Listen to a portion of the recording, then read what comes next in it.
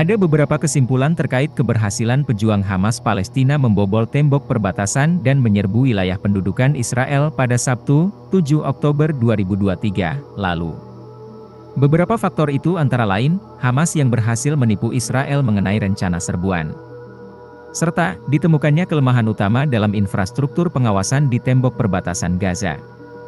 Dilansir The New York Times, Selasa, 10 Oktober 2023, hal itu menjadi elemen penting dari rencana yang memungkinkan Hamas menimbulkan dampak terburuk bagi keamanan Israel dalam 5 dekade.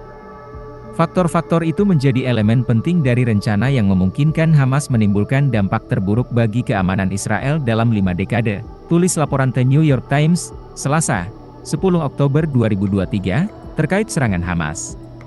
Adapun, dalam laporan tersebut, sejumlah pejabat senior keamanan Israel telah dimintai keterangan, yakni tentang kesimpulan awal yang dibuat oleh lembaga mereka mengenai serangan pejuang Hamas Palestina ke Israel Selatan pada Sabtu lalu.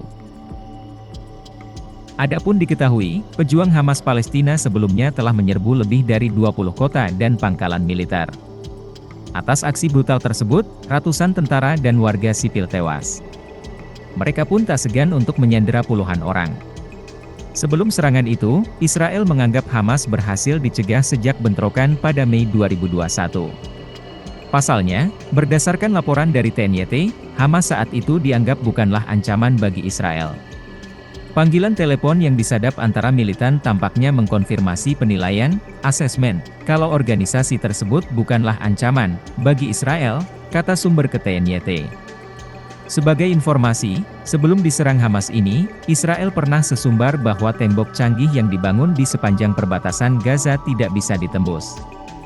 Israel pun telah gembar-gembor, menyatakan pembatas tersebut canggih, karena diklaim memiliki berbagai jenis sensor. Serta, tak ketinggalan soal adanya senapan mesin yang dioperasikan dari jarak jauh. Karenanya, para pejabat Israel pun percaya, jika wilayah tersebut tidak dapat ditembus. Adapun, keyakinan itu membuat Israel hanya menempatkan kekuatan militer yang relatif kecil di dekatnya. Sehingga, pihaknya hanya memprioritaskan wilayah lain untuk penempatan pasukan. Adapun, dikabarkan bahwa saat penyerangan itu, Hamas berhasil menghancurkan setidaknya 4 menara komunikasi. Mereka menggunakan amunisi drone murah yang dijatuhkan pada tahap awal serangannya, menyebabkan sistem pertahanan Israel rusak. Israel seolah tidak dapat melihat akibat dari jebolnya penghalang fisik tersebut.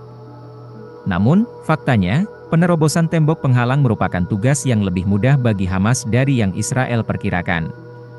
Hamas menggunakan bahan peledak dan bulldozer untuk menciptakan hampir 30 celah agar sekitar 1.500 pejuang dapat melewatinya.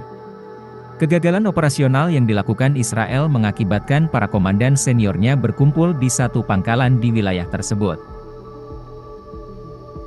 Hal yang terjadi berikutnya, pangkalan militer tersebut dapat dikuasai oleh serangan kilat para pejuang Hamas Palestina. Orang-orang yang berada di posisi lebih tinggi dalam rantai komando militer Israel pada awalnya tidak menyadari skala serangan di tengah kekacauan tersebut. Adapun, pesawat-pesawat tempur Israel membutuhkan waktu berjam-jam untuk memberikan dukungan udara kepada pasukan yang merespons. Meskipun, mereka bermarkas hanya beberapa menit dari daerah tersebut. Investigasi menyeluruh atas kegagalan Israel membendung serangan Hamas masih tertunda, lantaran pasukan Zionis saat ini fokus pada aksi militer balasan di Gaza.